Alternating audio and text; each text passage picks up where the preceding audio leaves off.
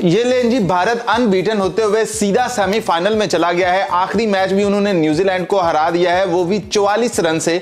चाहे आप इसके लिए आईसीसी को थैंक यू कह लें या फिर अपने बॉलर्स को जिन्होंने आज विकेट टू विकेट बॉल की, और अगर आईसीसी को भी थैंक यू यानी कि जयशाह को भी थैंक यू कह दे तो गलत बात नहीं होगी। के मैच की दो हाइलाइट्स थी। एक तो वरुण ने जो 5 आउट किए, सकी भाई का कहना था कि वो वाइल्ड कार्ड थे और वो चल गए, और दूसरा जो ग्लेन फिलिप्स की फील्डिंग है शानदार। पाकिस्तान के अगेंस्ट भी उन्होंने बहुत अच्छा कैच पकड़ा था। इंडिया अब क्या कर सकता है, यानी they are going to play against, if I am not wrong, Australia.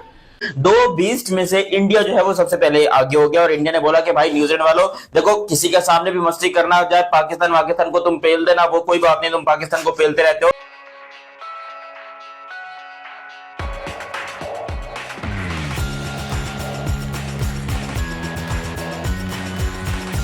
और ऑस्ट्रेलिया एंड पर जब पहुंच जाए, जब जीतते जीतते पहुंच जाए, तो फिर मैंने सुना है कि वो बड़ा तगड़ा किस्म का खेल खेलता है। ये बिल्कुल ऐसे ही है, और कहा जाता है कि आईसीसी इवेंट की बेस्ट टीम ऑस्ट्रेलिया होती है, और यही उन्होंने इस चैंपियंस ट्रॉफी में भी दिखाया। उनके 6 से 7 प्लेयर्स अवेलेबल नहीं है, उसके बावजूद देखे टॉप 4 में उन्होंने फिनिश किया, सेमीफाइनल के लिए क्वालिफाई किया। लेकिन अब जो मुकाबला सेमीफाइनल का है ना, वो है दुबई में, और दुबई में हिंदुस्तान की टीम बड़ा जबरदस्त खेल रही है।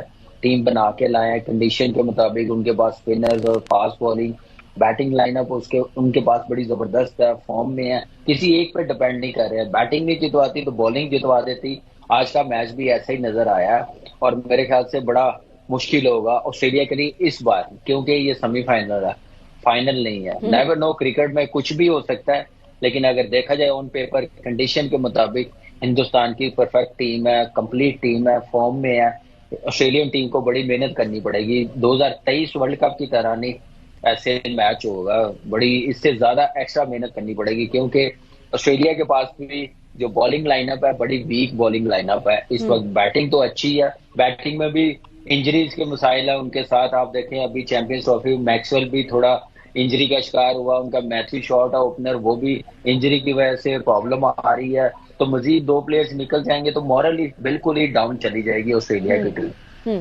तो शायद हाशमी साहब, अगर ऑस्ट्रेलिया का ये हाल है और इंडिया वहां दुबई की पिच पे खेल खेल के उधर का आदी भी हो गया एक तरह से, प्लस वो जिस तरह कामरान साहब फरमा रहे कि वो टीम भी ऐसी कॉन्स्टिट्यूट करके लाए थे जो कि उस कंडीशन के लिए, दुबई की पिच के लिए बेस्ट जा रही है, तो फिर ऑस्ट्रेलिया से कोई उम्मीद रखें कि पाकिस्तान तो नहीं कर सका, ऑस्ट्रेलिया ही कर ले जो हम जिसकी उम्मीद लगाए बैठे इंडिया को हराने की।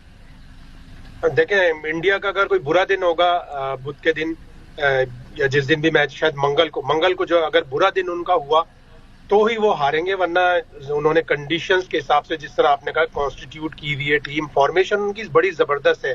वो 5 स्पिनर लेके आए हैं जिनमें से 3 ऑलराउंडर हैं। वो 5 के 5 को भी खिला सकते हैं ऑस्ट्रेलिया के खिलाफ, ऊपर से वो किसी से भी ओपन करा लें, वो 5 के 5 भी खिला सकते हैं। लेकिन उन्हें पता है कि इतना ज्यादा स्पिनर्स पे इन्हिसार नहीं करना चाहिए, 4 ही खिलाएंगे वो। आज भी उन्होंने 4 स्पिनर खिलाए।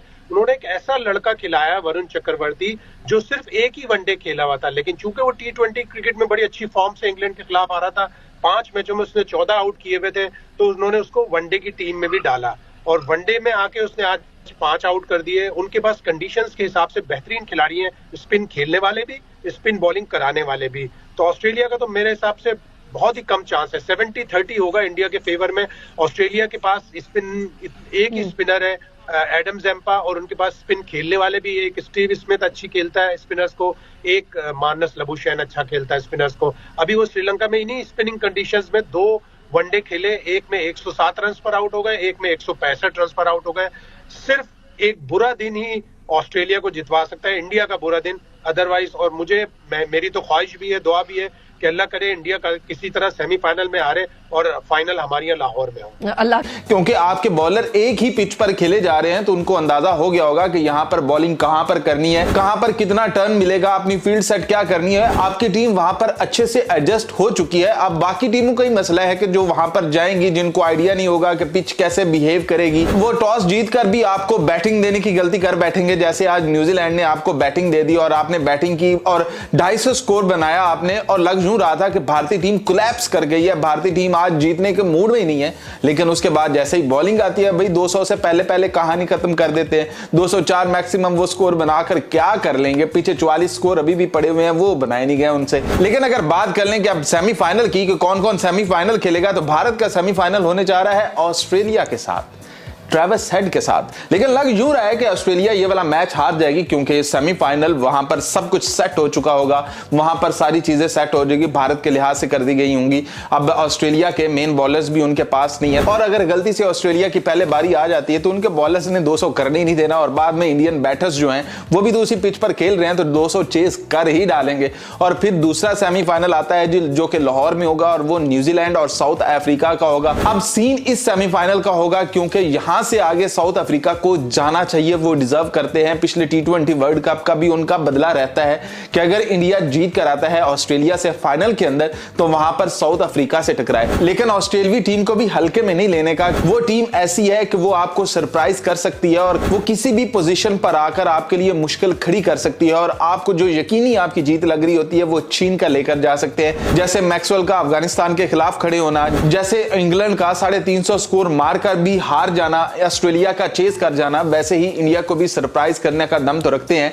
लेकिन ये जो वरुण चक्रवर्ती है, इसकी बॉलिंग के आगे मुझे लगता है कि बेबस नजर आएंगे वो, क्योंकि आज जो उसने स्पेल किया है, जो उसकी विकेट टू विकेट बॉलिंग है, वो जरूर ऑस्ट्रेलियाई प्लेयर्स को भी परेशान करके रख देगी। फिर रहती कसर जडेजा और कुलदीप यादव आकर निकाल देते हैं। और एक और नाम अक्षर पटेल, भाई वो बॉलर भी है, वो बैटर भी है, उनके पास, बाकी टीमों के पास पता नहीं कितने कितने ऑलराउंडर है, हमारे पास एक नहीं मिलता। उनके पास अक्षर पटेल है जो कि खेलता है, उनके पास जडेजा है जो कि खेलता है, उनके पास हार्दिक पांड्या है जो कि खेलता है, उनके पास हार्दिक पांड्या बॉलिंग में भी आकर विकेट दिलवा जाता है, जडेजा भी आकर विकेट दिलवा जाता है। अक्षर पटेल तो उनका भाई मेन मिडिल ऑर्डर बैट्समैन बना पड़ा है, कि जहां पर उनकी 3 विकेटें आज गिरी पड़ी थी वहां पर उसने आकर सहारा दिया अपनी टीम को, और मेन पार्टनरशिप बनाई उसने, और जिसकी वजह से इंडियन टीम 200 कर सकी। और आज जो उन्होंने विराट कोहली का कैच पकड़ा है, उनका इंजी भाई रिएक्शन टाइम वाज 0.6 सेकंड। एक हाथ से वो डाइव करके उन्होंने वो कैच पकड़ा है, इट वाज अमेजिंग। मतलब ऐसे कम ही होते हैं फील्डर्स जी, बहुत। उसने ये वाला कैच उसने रिजवान का भी पकड़ा था जी, जो इसी ऐसे ही कैच पकड़ा था। और मजेदारी की बात ये ऐसी जगह यहाँ है ना, शॉट बहुत तेज जाता है, तो और दोनों के ने पूरे शॉट मारे हुए थे। और अगर आप उसको देखो, वो जो सर्कल होता है, क्लोज सर्कल होता है, उससे भी ये 5-6 कदम अंदर था। तो बहुत ज़बरदस्त के जी। और ये सिर्फ कैचेस नहीं, दूसरे स्टॉप्स भी बहुत करता है, तो बड़ा ज़बरदस्त है। इसकी फील्डिंग देख के बिल्कुल हमें पाकिस्तान की फील्डिंग याद आ रही थी, कि जिस तरह डाइवे मारते हैं हम लोग भी। हम ये इस पाकिस्तान टीम की नहीं बात कर रहा, ओवरऑल कर रहा हूँ।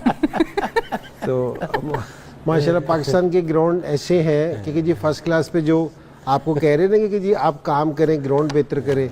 अगर कोई पाकिस्तान में इस तरह की कोई एक डाइव मार ले तो फिर अगले सीजन में नजर आता था वो। लेकिन वो जो रिजवान वाला कैच है वो तो पाकिस्तान के ग्राउंड में ही पकड़ा है ना इन्होंने। ये अब सिर्फ जहाँ पकड़े, ये स्टेडियम वगैरह में पकड़ते हैं। फर्स्ट क्लास सारी स्टेडियम में नहीं होती, बाकी हर जगह मैचेस है ना दूसरे ग्राउंड्स में हो रहते हैं। और ये है कि जी अभी तो ये कज़ाफ़ी स्टेडियम, अब हमारा जो कज़ाफ़ी स्टेडियम है ना, वैसे बहुत ज़बरदस्त बना है, क्योंकि जी जो इसके बॉक्सेस हैं, बॉक्स हैं, बड़े ज़बरदस्त बने हैं, ग्राउंड बड़ा हुआ। और अब पहले ये होता था कज़ाफ़ी स्टेडियम में ना तमाशाई बड़े दूर बैठे होते थे, अब ऐसा लगता है जिस तरह उनमें और प्लेस में एक राब्ता है, क्योंकि जी वो बिल्कुल साथ हैं। तो अब बहुत अच्छा कर दिया। और यही वाली फैसिलिटीज़ है ना, हमारे नीचे तक जानी चाहिए, तो बड़ा ज़बरदस्त हो जाएगा। तो हमें इस तरह की जो चीज़ें हैं ना, वो याद है स्कलैन के, जिस टाइम हम कहीं टेस्ट मैच खेल रहे होते हैं ना, न्यूजीलैंड में, ऑस्ट्रेलिया में, साउथ अफ्रीका में,